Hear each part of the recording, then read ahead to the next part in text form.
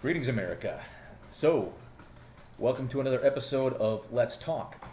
Um, Someone approached me the other day and basically held my feet to the fire and asked me about my political growth as far as how did I become interested in politics and when like how did I get to be where I am now and think where I was, think about things now.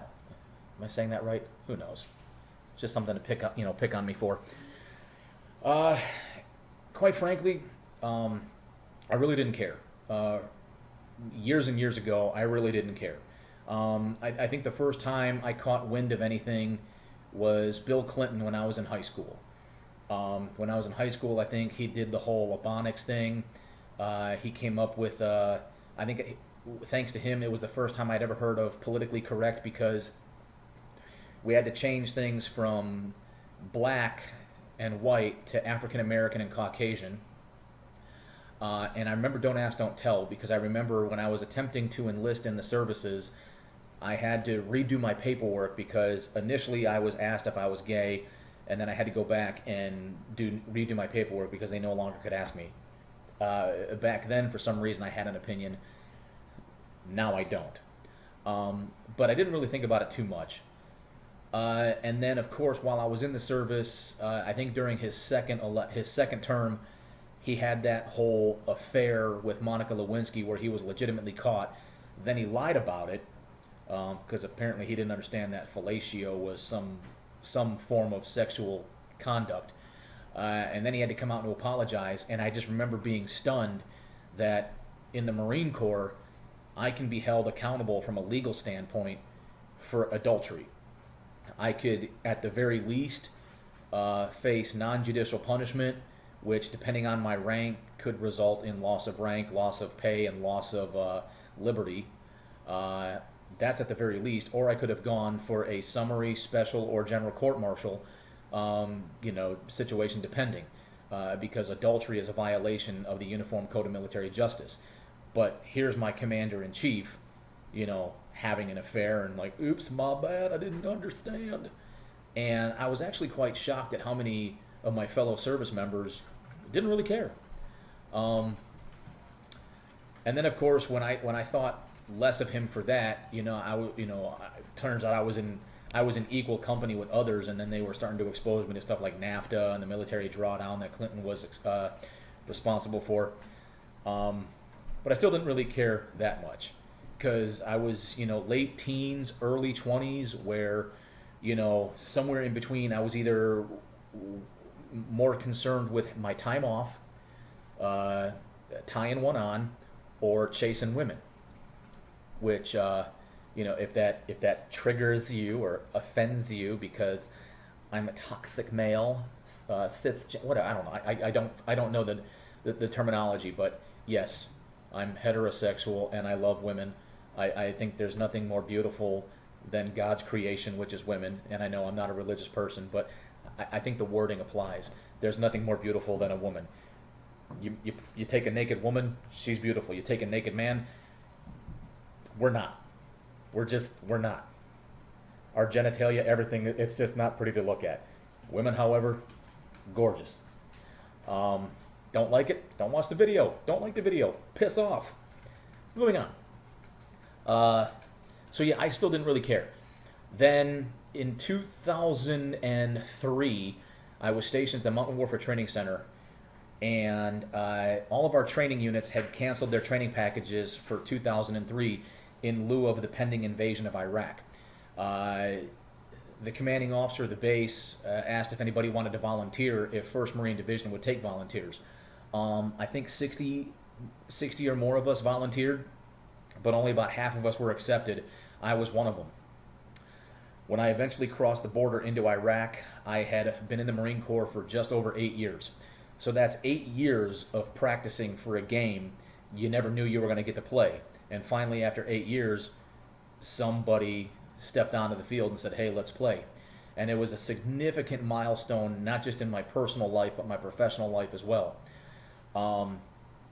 And I remember the following year, 2004, which was an election year, there was all this negative stuff going back and forth. The Democrats were bad mouthing Bush, which was my commander in chief, the man who sent me to war, the man who was my president during 9/11, which was my leader at the time. So I put a lot of faith in him to lead us through this crisis. And here's all these Democrats, to include Hillary Clinton, who, couldn't keep her husband in line and then made such a big stink about herself running for politics. She's sitting here bad-mouthing the president, and I already just didn't like the name Clinton. And then John Kerry, who would turn out to be a disgraced veteran himself, who was also friendly with Jane Fonda and the whole Hanoi Jane thing. It just started to get the wheels turning. We're like, well, hang on a second. You're completely trash-mouthing this historical event I participated in, and tearing it down, and basically bad-mouthing me and my efforts. So naturally that got me interested, and as I continued to get interested, obviously I started to pay more attention. But again, wasn't fully into it. Then my wife and I had our second child, our son Logan, and he would spend a lot of time in the hospital, which required us at one point in our life to spend a lot of time at the Ronald McDonald House. I'm not going to say where because I don't have permission to throw out labels, but my wife and I spent well over 100 days at a Ronald McDonald House, and some of the people we were exposed to at the Ronald McDonald House left quite a negative impression. About all I'm willing to say at the moment is some of the people we met seemed to want to compete over whose child had it worse, like it's a competition. And then some people just had to stir up trouble and create chaos. And then shortly after that, when he made it out of there, we had to transfer him to a transplant hospital. And still being on active duty, I had to try to work with the Marine Corps to find a place where I could work that was close enough to a hospital where my son could get his transplant. So we ended up transferring him to Cincinnati, and I got orders to Columbus, instructor duty, where at least on 3 occasions I participated in Toys for Tots, and I was exposed to some things there.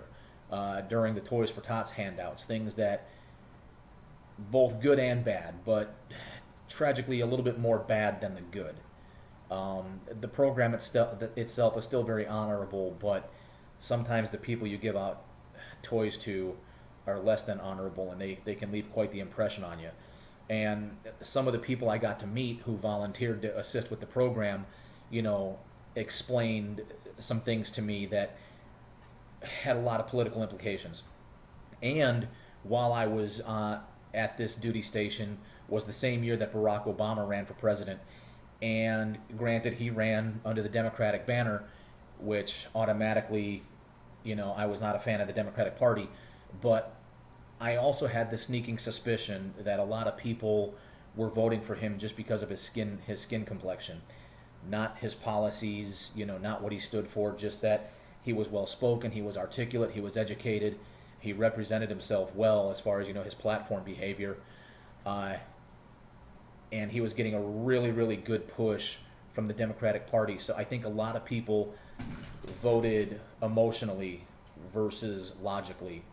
And, he ended up being our president for 8 years. And I don't think he did a lot of good things, whether that was intentional, whether that was his design, whether he was a puppet for the Democratic Party, I don't know. But, he went up against John McCain, who, at the time, I was happy to have a fellow veteran running, because when was the last time we've had a legitimate veteran president, especially commander-in-chief? But everything that followed after that helped reinforce my negative thoughts. And during that time, when I was in Columbus, I had, several people challenge me on my thoughts. So I started to do some research, and some of which was just stuff that I'd forgotten. Like the Democratic Party was the original political party of the Confederate South. The Democratic Party had opposed all civil rights movements up until the 60s. You know, the Democratic Party is responsible for this, that, and the other. The Democratic Party was the original political party, or was the political party of the KKK. So, and to this day, the Democratic Party is the party of BLM and Antifa. So, you know, I started to learn more, and I'll probably do another video here shortly talking about the two different parties and some of my thoughts and opinions on the two different parties, up to and including whether or not there was a legitimate switch. A lot of people like to use this thing called the switch. And then lastly, within the last few years, I couldn't help but notice how similar the Democratic Party has been either to communism, socialism, the Nazis, you name it. Because the vast majority of news media outlets lean left, lean towards the Democrats. Hollywood seems to lean left. I mean, all celebrities seem to lean left towards the Democrats. So, with that, one moment. And we're back. Had to let the dogs out. It seems that, you know, within the Democratic Party and their grip on social media companies in general, the ability to establish narratives and control narratives, that in itself has bothered me. And to be truthful, I'd probably feel the same way if the Republican Party was, you know, trying to do the same thing. I'm a bit of an underdog favoring candidate. But that is kind of how I got to be where I am today. Is when I finally decided to get involved. Not get involved is the wrong word. When I started to pay attention back in 2004. Admittedly, I'd have to say there's a little bit of confirmation bias, because I already didn't have a good opinion, and my opinion eroded during the 2004 election, and then it stayed that way and just kept being reinforced with everything I was seeing. And again, you know, I'm free and clear to see things how I want to, and I can't honestly say that I'm 100% objective and that I'm 100%, you know, free of confirmation bias. I don't think anybody is. I definitely have some confirmation bias, but from an objective perspective, I have done some research to look into some things to make sure that, you know, I'm not just waving the flag for the Republican Party like they're foolproof and free of fault and frailty. So with that being said, to try to close this video out, I'm not a card-carrying Republican. I'm not a registered Republican. For the most part, I do tend to vote Republican in lieu of a better alternative candidate because I agree more with Republicans than I do Democrats. There's maybe a couple to possibly few policies or concepts that the Democrats support that I'm okay with or I'm in favor of. I agree with and favor more Republican policies. Where I do tend to fall out, where the Republican Party does tend to fall out of favor with me is specifically when it comes to religion. Part of the whole thing with our country was to keep religion, you know, out of the lawmaking, you know, to keep religion free and separate because of some of the hypocrisy and whatnot with the organized religions back in Europe and their interference with governance and whatnot.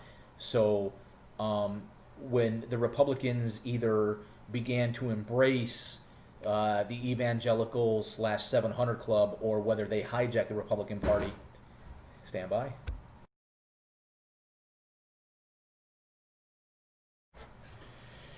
Okay, dogs are back inside now. So religion is probably my biggest discrepancy with the Republican Party. as far as when they like to conflate religion with how they view the law and how they view policies. That being said, I don't personally have any problem with people who have faith and who have religion, regardless of what denomination or what they believe in. My biggest problem are people who preach to you and people who try to sell you religion. Just let me be me. Just let me be me. And typically, when you get those ultra faithful Republicans who try to put the God and the Jesus and the Noahs and the Marys into everything, is where I get lost. And again, I'm trying to walk that fine line here because I'm not an extremely religious person. I'm not a religious person really at all. You got your faith, that's great. You do you, let me be me. Okay? Look, we agree on the gun rights and the free speeches and, the smaller government and the less taxes and the, commerce and all these other things. Let's go back to the old ways, at the dinner table, you don't discuss religion and politics. Religion and politics. Yet here we are talking politics. What can I say? I'm a walking conundrum. So, hopefully, if anything else, that helps explain my political growth. If you have any discrepancies, disparaging comments to make, or comments period, please feel free to leave your comments, whether on Facebook, Instagram, or directly in the comments section below this video. I'm not really sure how these things work, but every video I watch of somebody else, they always say, hit like, hit share, hit subscribe, hit the notification bell. I don't know what these things do, but if you feel like doing it, do it. Ultimately, what I would like to see happen is people make comments, to include if you're local and you want to talk to me personally. Let me know if I can use the conversation in another video. Let's tear down these walls. Let's get out of these echo chambers and let's talk. Let's prove that we can be better. Let's prove that we can be civil. That's all I got.